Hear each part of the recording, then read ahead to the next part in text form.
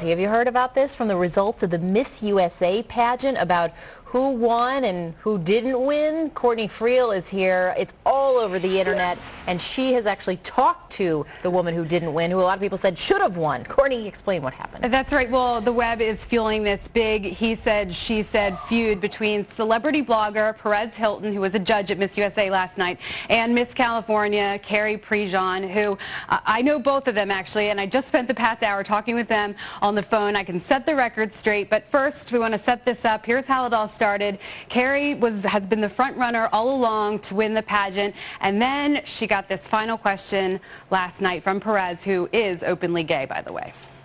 Vermont recently became the 4th state to legalize same-sex marriage.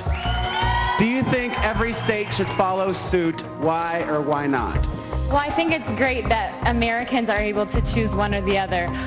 We live in a land that you can choose same-sex marriage or opposite marriage. And you know what?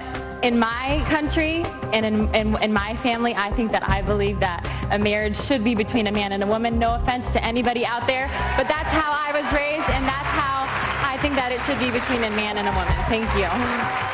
So Carrie ended up as the first runner-up, and that's leaving many people to believe that Perez's question cost her the crown. And he says, he voted on who would represent all of America, and that he felt too alienated by that answer to not make a blog about it. And look at what he posted last night. Now, let me explain to you. She lost not because she doesn't believe in gay marriage. Miss California lost because she's a dumb okay? This is how a person with half a brain answers the question I posed her. Well, if I was Miss California with half a brain, I would have said, Perez, that's a great question. That's a very hot topic in our country right now, and I think that that is a question that each state should decide for themselves, because that's how our forefathers designed our government. The states rule themselves, and then there's certain laws which are federal. She could have said something along those lines, but she didn't.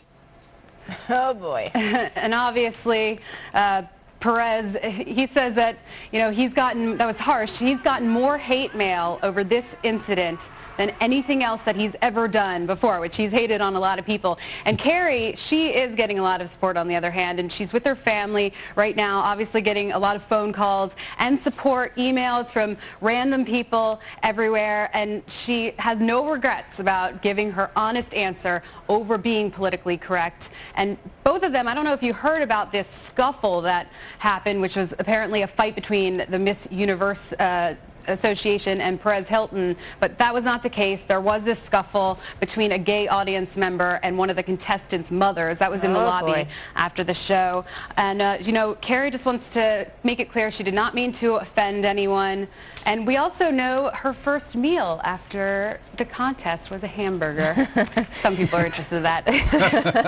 I was wondering. She doesn't look like she eats too many hamburgers, though. We saw her walking down the steps there in her bikini. And Courtney, just so nobody got confused, that Miss North Carolina actually won, but Carrie is the one who... I know, unfortunately, we're not talking about that, but the Miss Universe organization, they have not come out to comment on this, but actually Miss California USA, they've released something because the organizer is gay, and our Pop-Tarts column on FoxNews.com has their statement, but Carrie hasn't even been in touch with them, so it's a bunch of, as I said in the intro, he said, she said, and we'll probably hear more in the days to come. That's ugly. But you know what? She said what she believed, so yes, she did. Can't be battered up for that. Thanks, Courtney. Thanks, Courtney. Well, if you've ever tried to pry your kids away from a video game, you might find yourself saying, these things are addictive. Well, guess what? A researcher says they really are. He says he couldn't believe what his own research found. Coming up.